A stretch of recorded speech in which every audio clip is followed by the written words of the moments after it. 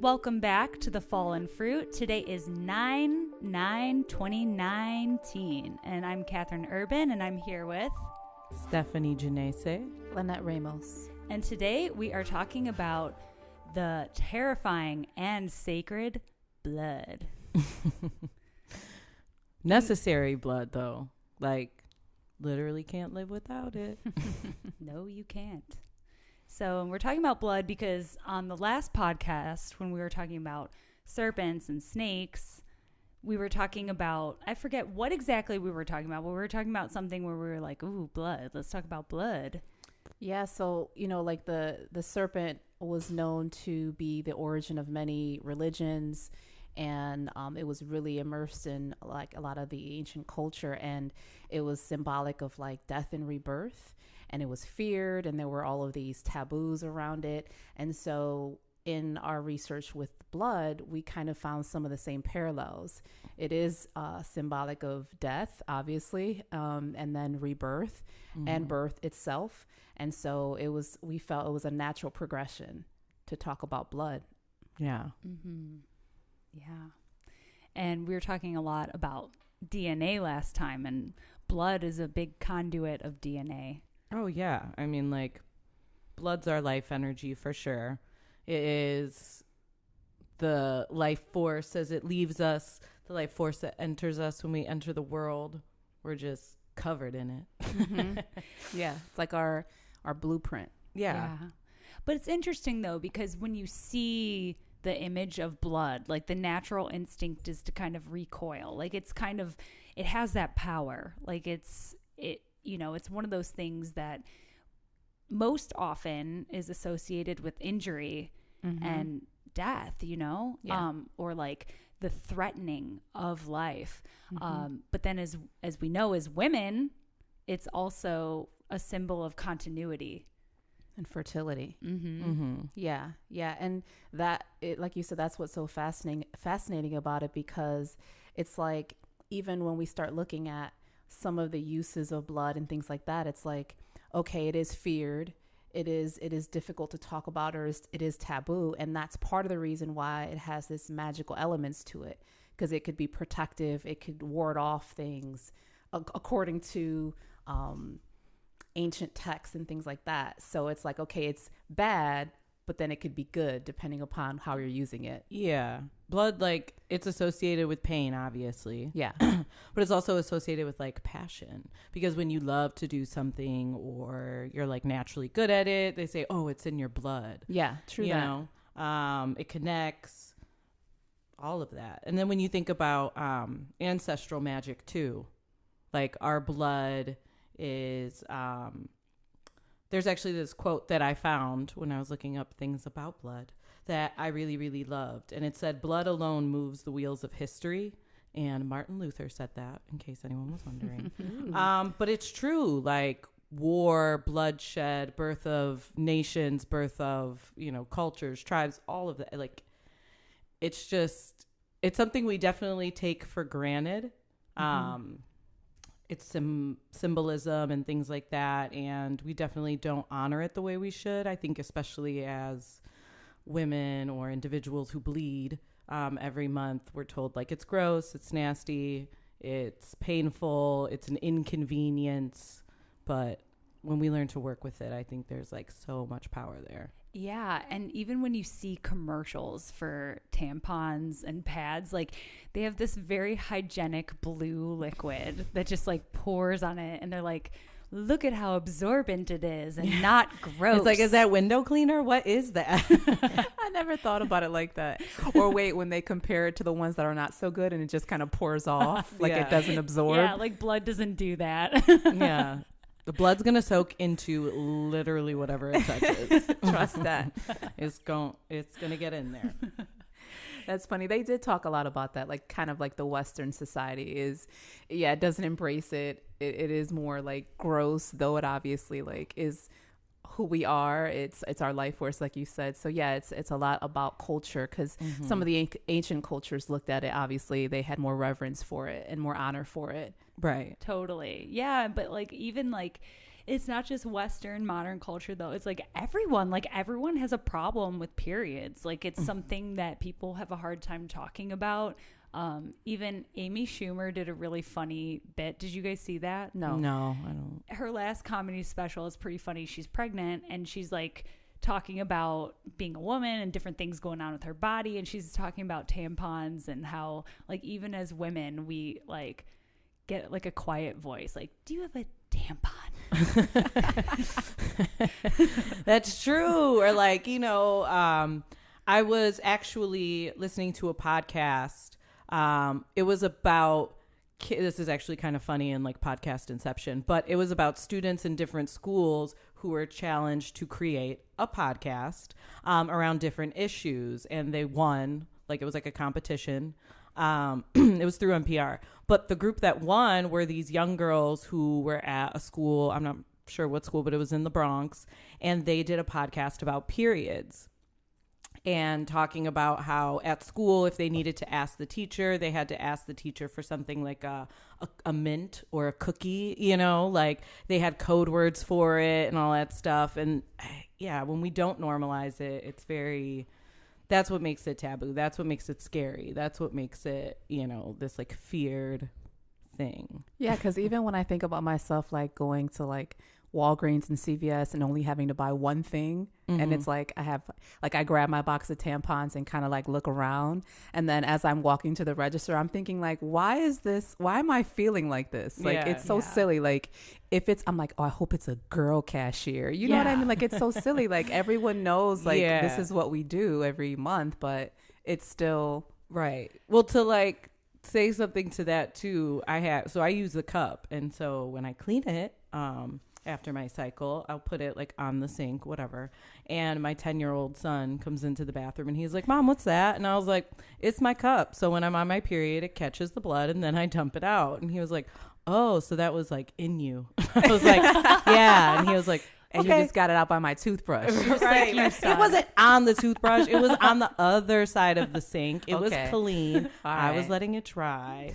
But I also want to normalize it to them. Like they will be, either living with or in close encounters with women. So they should, also know what goes on with our bodies, and it just be part of what normal. It is. Yeah, normal. This is what it is. And whenever I buy tampons, because the cup doesn't work for me. I wish it didn't work for me either. I was going to ask about that. I really wish it did, because one, it's like good for the environment, and two, like it's great for collecting your blood. Exactly. Yeah. And it's cool. It's cool to look at. It has power. But anyways, I try to be extra when I purchase tampons, because I'll be there and I'm just like, you know what? I'm going to buy this cookie. I'm going to buy this bar of chocolate.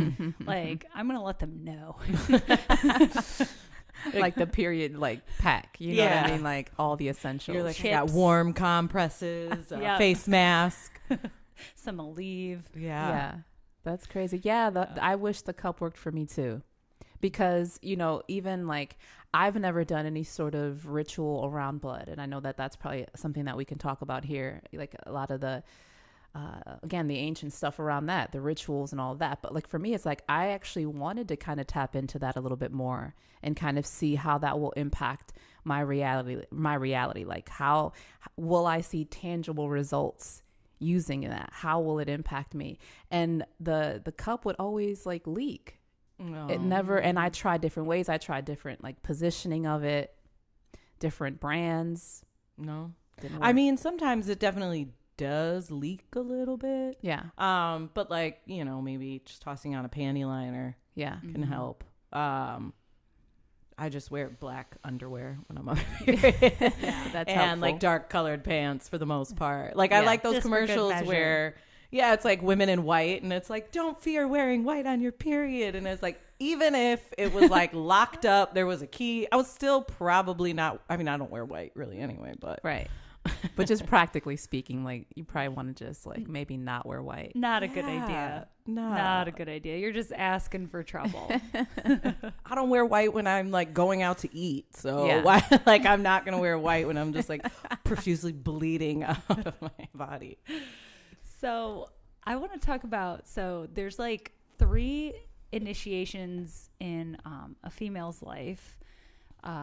And in everyone's life, as we've talked about on earlier podcasts, like you can really divide up your life into 3 main phases. You know, you have like the youth, and then you have adulthood, and then you have elder. And for people who bleed, there are 3 main initiations that center really around blood. Mm-hmm. So the first is when you enter maidenhood or whatever the equivalent may be. But you get your first period. Yeah. And in ancient cultures, there were celebrations around this. Yeah. And in today's world, I would have loved if my mom got me together with her friends and we like had a little party and they like told me all the neat things about being a woman. But like most other people, like you're just kind of like thrown a tampon and like told how to hide it or a pad. Yeah. But at that age, around the age of your first period, so I was 12 years old, or actually I was 11. I was kind of young. I was one of the first of my friends to get it. But around that age is when you start to open up in a new way. And astrologically, that's the time of your Jupiter return. So Jupiter is the planet, takes 12 years to go around. It has a lot to do with expansion and understanding and broadening your worldview. And it deals with spirituality. It deals with travel. So I think that that's a very interesting parallel, that you start to be able to expand spiritually at that age. You know, a lot of people start getting into tarot or astrology at that age, or connecting with spirits, or, you know, and I just think that that's super fascinating. That's crazy, because I started at 11. Jupiter's my ruler. And I remember you know how like there's certain generations that you just don't talk about these things. So it's like my mom, like one day I went in my room and there was like this book about like masturbation and like, you know, so it's like awesome. Right. That's what I'm saying. Like for her, that was a big move, because like we didn't have a lot of conversation around it, but it caused me to explore myself. So I'm like, masturbation, like, what is this about? Because it's like we went from like the period to masturbation and all this stuff. So it's like she did it in her own way. It's like, okay, my parents didn't talk about this at all. Yeah. So for her, it's like she was giving me some information. That's an initiation. Yeah, on the low, right. But still doing it. Like, were you taught like to cover up your pads or, you know, whatever? Was that like one of the things when you started? Because I know like, especially culturally, when you live with men in the house, it's like, oh, let me teach you how to like waste a whole yard of toilet paper, like rolling up your pad. Actually, can I change my answer? Yeah. Yes. See, that was like one of the, so it was like, oh, so it doesn't, you know, so the guys don't have to see it, so nobody, you know. And to me, I was always like, this seems like real wasteful, and like I get it, you know, but it's a big, like you could just roll it up on itself and then just put it. Like it doesn't, I don't know. To me, that was always like such this big orchestration and like waste of resources just to make somebody else feel like comfortable. For sure. And how do we know that they wouldn't be comfortable? Like I remember when I first got my period, I told my mom, and I was like, do not tell Dad. If you do nothing else. Please don't tell my father.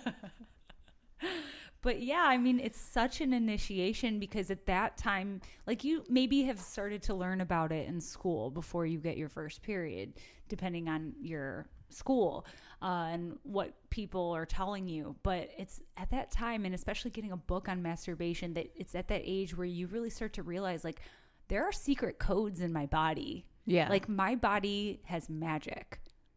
Yeah. Yeah. I think for me, it was like, I ended up tying more shame to it because it was still hidden. It was still something that necessarily wasn't supposed to be talked about. And again, you know, even when we talk about like the introduction of the period, like imagine if the conversation would have been more like celebratory or explaining your power or your uniqueness or why this happens, instead of it being, more like a chore or like discomfort. And even though that's part of it, right, like the discomfort of it or whatever, so not necessarily like making it like super duper like not realistic, but I just don't think we got the full story. We're only taught like the negative effects of it. Yeah, it's like, oh, now you know, now you got to be careful, now you're like really, you're sexualized, you're, you know, womanized, and you're still a child. So I think as opposed to maybe learning the darker, more heavier sides of like the initiations of womanhood, at least for a 12-year-old, you know, to kind of explain even astrologically, like, oh, you're having your Jupiter return, you know, because I did start when I was 12 as well. But it's like you're expanding, you're opening, you know, like you'll start to maybe feel more creative or things like that. Yeah, at that age, that's when I got into astrology. And yeah, your body does expand too, because you start developing breasts, you start getting more voluptuous. Like these are like, you know, Jupiter things expanding. That makes sense. But I really like the term, and Demetra George uses this in her book, The Mysteries of the Dark Moon, which we've talked about on the cast before. But she refers to it as the wise blood, and Jupiter deals with wisdom. And I just love that. Like that the blood, it's an initiation. It makes us wise, you know? And it's like we've talked about before, you know, like sometimes wisdom can have that dangerous side. So I understand why they want to scare us a little bit too. They want to protect us. But at the same time, like, why can't we hear the other part of the story? Yeah. And even the most, to me, like there were 2 times in, you know, a shamanic or plant medicine ceremony that I had my period at the time. And the one time I had to like hide it. And, or actually, no, wait, I didn't hide it. They basically tied some tobacco around me to like protect the circle. 'Cause they say like, if you do any sort of ceremony and someone's on their period, it's almost like you're endangering the circle. And like, I felt like I didn't want to like go against their tradition. I didn't want to like question it, but it just didn't feel right to me. I thought, well, if we're supposed to be the most psychic and if we're supposed to be in our power, how did this turn into endangering other people? And I just wanted to understand that more. And so to me, even in indigenous ways and cultures and ceremony, there's still a taboo. There's still, in my opinion, a disrespect. And, you know, I was even told that in a ceremony I had to leave, that if I continue to participate in the ceremony, I could block the shaman's vision. And I thought, how is it that I can block the shaman's vision and women are that powerful, but yet we're the helpers here? How, like, so there are even the cultures and the ways that I honor and I really respect, there's still to me an injustice and a disrespect to women, in my opinion. So there's a lot of, I don't know, for me, I'm still kind of struggling with how we're evolving, but not in some ways.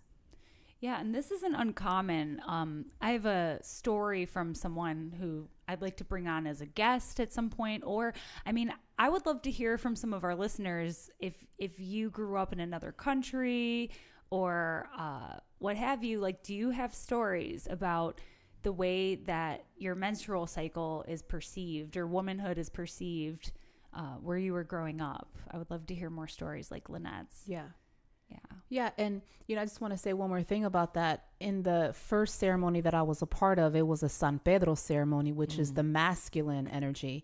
And do you know that even though the shamans and the helpers I felt obviously they have these rules, but the medicine was letting me know that it was okay. So I thought it was interesting that in a quote unquote masculine ceremony or that masculine energy, it was welcomed. My power was welcomed. And it wasn't shunned and it wasn't toned down. It was the humans there, not the energy. And so that to me gave me permission to say, okay, wait a minute, there's something here that I don't have to hold back or hide.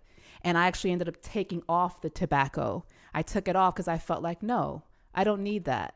I can be here. And if I'm being called by the medicine to do that, then yes, I honor their ways, but I have to honor me too. So it's tricky. Yeah. It's tricky because it's like, why is it that we're still being held back or shunned?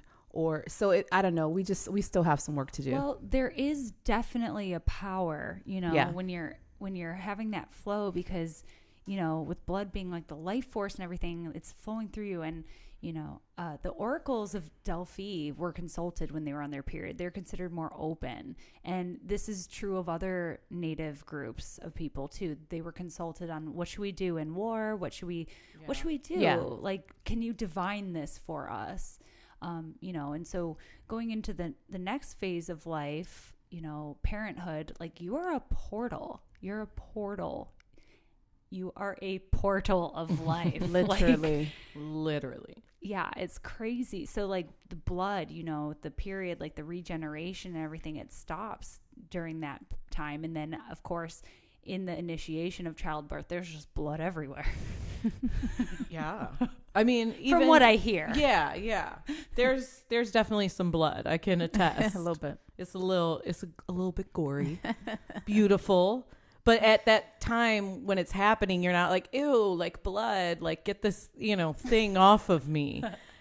Blood is just like, oh, that's what's connecting you. And that is, primal. It's hereditary. It's your DNA heritage. It's all that good stuff. And like, when we think about blood too, like what determines our natural capabilities. So that's why it is, people are interested in learning about their bloodlines and about culture and what connects us to where and how are we connected to this place and time and beings. And blood like is that. It tells you that story. It's crazy how it can tell you, these DNA tests, like I get it. We're sending our DNA to the government or these like third party agencies and they're going to just make copies of us and whatever. But the fact that there is some truth to it, because how did it know that 49% of my blood came from this very specific town in Italy? And like, that's exactly where my dad's from. They've never been from anywhere else, How did it know that you have serpent DNA? How did it know that I had serpent DNA? Right. But it's this creative life force. It's a fluid. Like our body fluids create life. Blood is like the manifestation of all of that. And, when you do anything, it's like put your blood, sweat, and tears in it. Sometimes you're, jizz too, I guess. But, whatever the creation calls for. Yeah, it's funny. Like even us three here, like we know that even us coming to do this podcast has brought in like different synchronicities with like being pulled in certain directions with topics and things like that. And even like in my research, it talked about how Lilith was, according to ancient texts, the first woman to consume blood. And I thought, isn't that interesting that, we kind of started around Lilith and the dark goddess. And again, here we are again. And I read that they don't have a lot of information about why or how, but supposedly the snake was known to have started menstruation. So again, like, what is this about? Because even in the research with menstruation and blood ritual, the snake was there. Yeah, I did. But see there that wasn't too. a lot of explanation on why. Well, I mean, the period, it's a regeneration. It was seen to cleanse spiritually. Like you get your emotions out, you get your feelings out. It's supposed to be renewal. And You're so shedding, snakes shed. That makes sense. Yeah. So there's that symbol, but I wonder if there's more. Yeah. Yeah, and even when I spoke with the shaman about this issue that I was having between like the male and the female, and he talked about how women are naturally able to shed and regenerate themselves, and men don't have that natural. I mean, obviously they go through their own cycles, but physically we go through it. So we're embodying this natural cycle within ourselves. And so it's almost like he wanted to like tell me like, you're right. But like without saying you're right. We love Yeah. y'all, but we Yeah. still running shit. Yeah. You know what I mean? Yeah. So that was interesting. He did it with love. Like I didn't feel any sort of like toxic masculinity, but it was still like I wanted more. Like, Yeah. I want you to tell me more. Like, why are we here now? I wonder too what the, like for men, if there's any regenerative power in like sexual intercourse with someone when they're bleeding. Well, I'm so sure period sex, like Yeah. I'm sure just releasing in general for them is kind of like Yeah. cleansing, suppose. Yeah. Like they always feel better afterwards. they feel something. Tired usually. It's like, whew, it took a lot out of me. Craving sandwiches. Yeah, maybe. I don't know.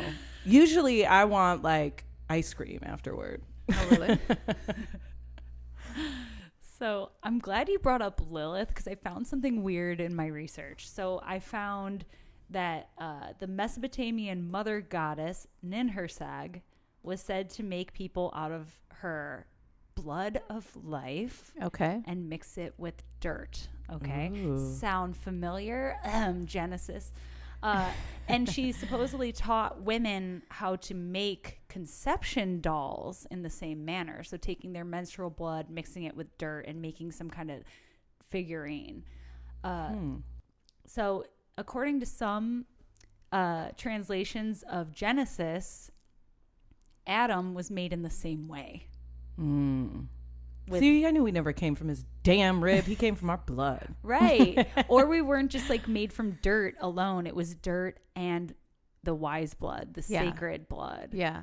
It's funny. Like I read, here it is. In Germany, it was believed up to the 8th century that if one planted in the soil a hair from the head of a menstruating woman, it would be converted into a snake. I read that too. That's so cool. That's again, like, See what happens. let me know what happens. Yeah, like send me that. I got a little ritual I gotta do. Yeah, in the next few days. Yeah. It was interesting. Oh, and here it is. I looked up there was this one website that had like different uses for period blood. And some of them were, first of all, Do go on. Yeah, continue. like add lacquer and use as a nail polish. Whoa. Add Vaseline and use as lipstick. Oh, okay. Feed your plants. I'm into it. Yeah, for sure. There were some ones that were kind of funny. Let's see. Put That some on your lipstick one. Yeah. Like, and then kiss somebody and be like, haha, motherfucker. This one says, put some on your hand before high-fiving someone. What? Let's see. Freeze into ice cubes. I'm not sure how you want to handle that, but and then put them in water? bring to uncomfortable events as an escape plan. Not sure. There you go. Spill it on the floor like, oh, gotta go. Send as a gift to a formal middle school bully. Send a gift to an ex-lover. So anyway, put it inside of a pastry. Like, there were all these weird things that I'm just like, put it in lasagna. Well, okay, so I'm trying to figure out the why behind that. Yeah. List. And so in some of my research, I've learned that, blood is one of the most powerful ingredients you can use in a spell. Yeah. And so there's a little bit of an ethical issue here. Right. But there is also, like, I guess it's been historically used in certain cultures as, like, to attract someone. So if you feed someone, like, put it in their coffee. Yeah. A little bit of your blood, then it's more like spaghetti. Yeah. Okay. Yeah, they said something with iron in it, like meat or whatever. Then that person would be really attracted to you. Yeah. But there's ethics around that too, right? Yeah, like don't consume other people's blood. There's that, and also the ethics of magic. Like, do you want to do a love spell on someone that, like, you maybe shouldn't be bound to? That's true. Yeah, just because in the moment you want, Yeah. Yeah, because it's like, I even heard it's almost like you're not creating this attraction, you're creating like this enslavement. Yes, I read that too. Yeah. Because blood is thicker than, what's the saying? Water? Yes. You're like, what's that other fluid? Yeah. That other fluid. Yeah, I agree. There is ethics to it because it's almost like using it for your own attraction. So to me, it's like if you want to bring in love, use it to bring in the proper love without attaching a person to it, I think. Yeah. So it's like you can use it for attraction because it obviously is powerful, or for protection, but I don't think you should use it for a specific person. And even like, I know someone who would do rituals with their partner and they would mix their semen and their blood together. That makes sense. But they didn't make it, so I mean, okay. again, there's so many layers to I'm trying to bleed on a Pulitzer Prize. Let me attract that into my life. I am not wasting my precious blood, no offense, on someone's undeserving son or daughter. So yeah, I mean, I guess blood is supposed to be used for like the most powerful things. Like if you really want to charge something up. So again, this is going to be different for everyone's preferences and where you're at and what your beliefs around magic are.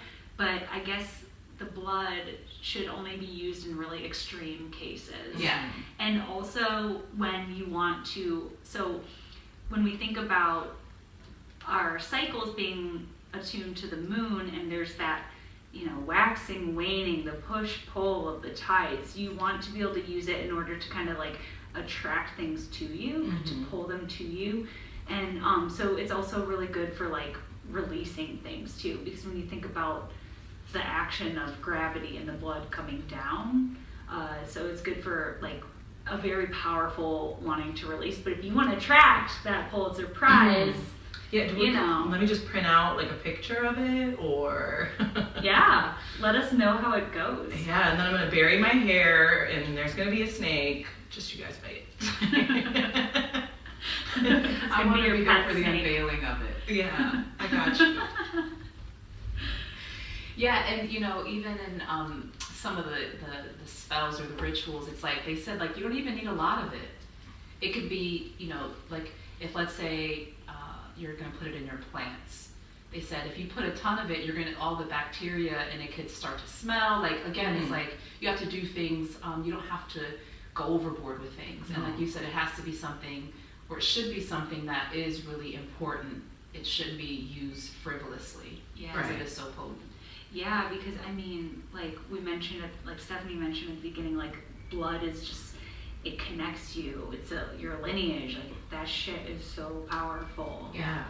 So it shouldn't be using. Yeah, like I was actually listening to a podcast too. This writer was talking about, she travels, touring, and about with her cup, she was like, I've dumped it in like rivers in like Arizona, or she was like, I think I dumped it in the Grand Canyon, Awesome. and almost like it's like a Horcrux, because now you are connected to those places. That is awesome. So right now I'm connected to like Lake Erie, because I think that's where all my blood's been going. Just down the drain. Yeah, but yeah, I think I want to get more into the ritual aspect of it. I'm not at this point interested in consuming it. For me, that's a little bit much, but I am interested in kind of playing with it more. Especially since I'm 42, so I don't even know. Like that's one thing, even in this research, and even several months ago when I started really understanding like the blood ritual or learning about it more, I almost felt cheated a little bit, because I'm like, wow, like all of these years I've been in contact with this power that I really didn't tap into and didn't honor. Yeah. And so now I'm at this point in my life where I don't know much longer I'll have it. So it's almost like I feel really inclined to really kind of go into it kind of hard and kind of see. And even people, in menopause or after when they're not menstruating anymore, there are other ways you can use your bodily fluids. There are other ways to do it. So it's almost like, it's interesting that even after menstruating, women are supposed to be kind of in their real power, like that crone energy. So it's interesting that they're not menstruating, but they're supposed to be at this powerful point in their lives. So the saying is, to get to our third phase, is that at that time in life you retain it. Yes.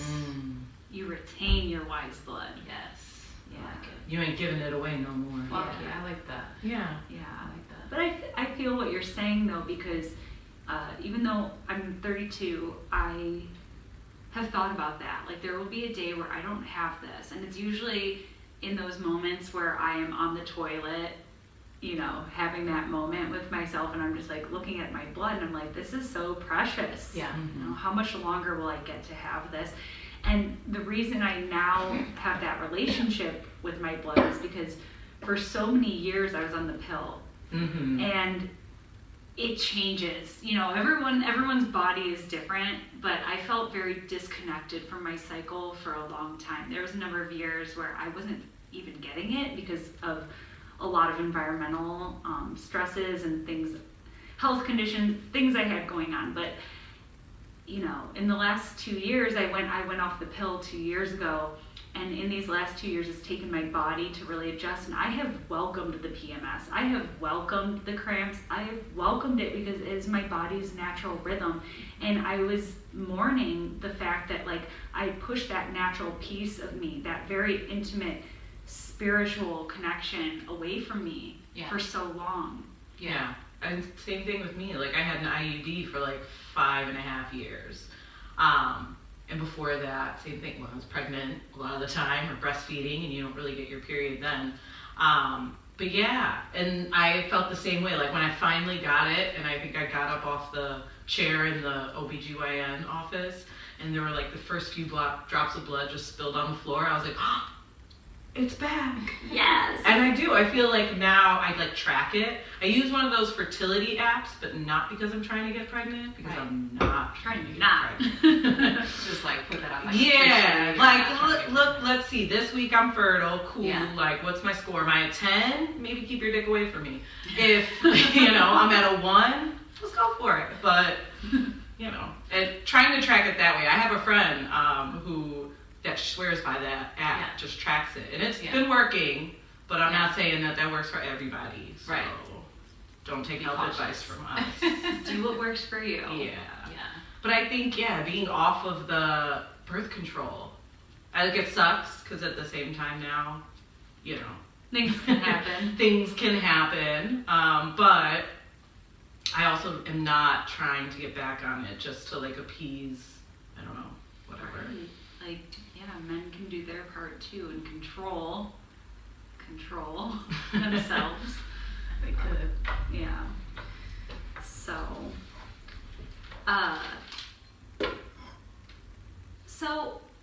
I posted a picture on our Instagram today as we got ready to record, and it was a picture of, I saw that someone posted it on Facebook, and I was just laughing my ass off. So thank you, Samantha Phillips, because you shared that. It was a dude watching TV, and it's like all this blood and gore, and he's just eating popcorn and just chilling.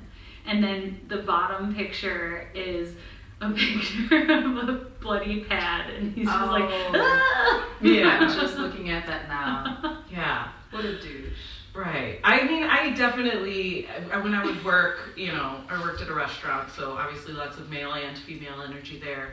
But anytime the girls would be, talking about our periods or any of that stuff, the guys would always be like, walking away from this conversation. And I was like, you got here because a woman had her period.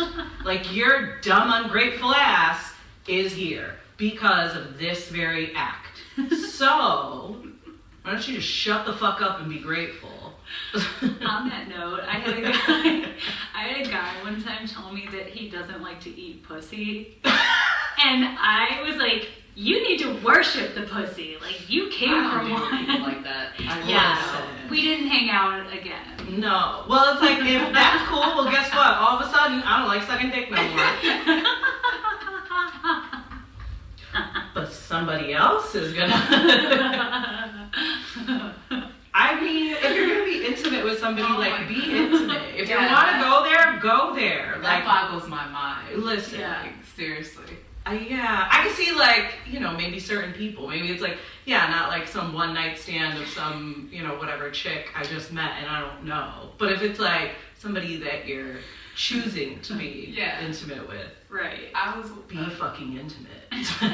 Yeah, I remember this one Facebook. It was like a post about oral sex, and this one girl posted like, eating pussy is like potato salad. You can't eat everybody's, right? That's true, though. It makes me think like, hey, I get it. But I'm just saying, for people to make like blanket statements like, I don't eat pussy, like I would never even be involved with someone. Right. No. It's like, I have. What's wrong with you? No. It's like, keep living your sterile life. Yeah, listen, there's a lot of joy and pleasure in our bodies and exploring every part of our bodies. At least try something once. Right. That's so whack to me. That is real. You have not been initiated. You have not been initiated. Your growth is very stunted. Listen, it is 2019. Like, get over Like, this. come over here. Yeah. Let me sit Like, on we're, your people face. already moved on. Like, people are eating ass now. Like, I mean, they have been, but all of a sudden now it's in, like, songs and stuff. You're Yeah. like, Oh, oh, the okay. cast just took a different turn. How did we get off the topic of blood? Like, so bad. People eating ass now. I had a friend ask me that. She's like, is that what people are doing? I was like, people been doing that. And I was like, where are you? I'm a virgin to that. I'm not gonna lie. I'm just saying. It feels good. Wait, I'm just talking about giving. I ain't talking about okay. Yeah. moving right along. Let's get back on topic. Back to blood. We'll talk about oral sex. Let's talk about the ancient origin. We're talking about, we're getting our blood pumping. Right We are getting our really blood kinda pumping. warm. Yeah, it's hot. I see your cheeks are flushed. Mm. So the main one of the main ingredients in blood is hemoglobin. I love that word. I have loved that word since I learned it, like in school. Hemoglobin. Yeah. And that is like the part I think that has like iron in it, and it's what makes you like magnetic. Like the blood running through you, the iron, you know, that's what like gives us that magnetic charge. And you know, our nervous system in Kundalini yoga, we talk about how our nervous system really charges up our aura, but I think it's also our blood. You know, That like makes sense. at least like on the physical, the corporal level of what makes us magnetic. Like that's the blood pumping through our body. You're making me think like how I want to like maybe even have conversations with my nieces, because when you think about that, like understanding your magnetism or your power, and it's like we want to like usher in this new wave of women, right? Like we're all about evolving ourselves. It's like passing that on. Like I don't have a daughter, so it's Yeah. like how can I pass that on? Like wouldn't it be dope as my nieces grow up? Like I have 3 of them. If they can grow up kind of being more in touch with that, their magnetism, their charm, their uniqueness, their beauty, like where could they be? Right. If I'd figured this out Right. when I was a teenager, listen, Yeah. I would have already had that Pulitzer Prize. Right. Yeah. Right. Yeah. That's what's up. Yeah. No, for sure. I don't know. I was thinking about the other day. This is kind of off topic, but that's the theme of today. Today's a Yeah, you can't get more off topic than like eating ass on the blood episode. So go for it, Thanks, Catherine. Today is a void moon, so we're just going with the flow. But yeah, I mean, it's true. I mean, getting your period and everything, that's when we really start being insecure as women too. But that's not a biological issue, that is a cultural issue. Yeah. And so, as a lot of people know, I also cut hair. And something I think about a lot is how men who start to bald, like, that's when they get insecure. And I feel bad and everything, but at the same time, I'm like, it's your turn to feel what we have felt Yeah. our whole lives. It's like good for you. Yeah. Very good. Like, I feel bad, but then, like, I guess the Scorpio part of me is kind of like, and you know, so insensitive of you. like I'll still try to help them and everything, No, I but know part that. of me is gets a little bit of satisfaction, admittedly, out of like, okay, this is the first time in your life you felt some insecure, Yeah. probably, like in that way, like about your body. So Yeah. I don't know. I mean, men definitely have their insecurity, you know, things. I'm sure it's like you have this appendage that people are judging you on Yeah. that just lives outside of your body. That's true. Like, Yeah. and in other ways too. I think I'm a little more empathetic, maybe because I do have sons. Yeah. And so realizing, like, you know, the little ways you, as their mother, like, you're gonna notice their insecurities. You're gonna probably be the only person in the world who might actually know what those insecurities are. But Yeah. That's true. yeah, I Well, mean, it doesn't mean that they that's shouldn't. true. Not necessarily shouldn't. It is just a part of it, right? Yeah. It's like with my son, I can obviously think of times where I'm just like, no, like you needed to go through that. Like I'm okay with you stumbling around. I'm okay with you because you need that. So it's Yeah. kind of, it's like we all have our thing. But I do agree that having a son definitely like is like, I think that a lot of us, based on the current climate, we can be angry, right? And we can Yeah. become resentful. But I think if you have a son or a husband or spouse, someone that you're super connected with, you do soften because you do see the other side of it. Yeah. And I would just like to see us like my sister always says, "Oh, you have this view because you have a son, but would you have that same view if you had daughters?" Yeah. Like with certain freedoms and certain things like that. So I think if we raised our daughters a little bit more like we raised our sons, Yes. we'd probably be in a more balanced place. Yeah. Because like I love my son's a scored double cap, and I love that he's an asshole. I love that he's intense. I love that he's not intimidated easily. Like I love that about him. Like he teaches me, and it's like, would I encourage that with a daughter? Yeah. Would I want to soften her? I don't think so, but when I was in high school, a guy told me, and he was my friend and everything, but he was like, I don't trust something that bleeds for 5 days and doesn't die. that is a thing. But like to the ancients, like that was like, you got powers. Oh yeah, for sure. Yeah.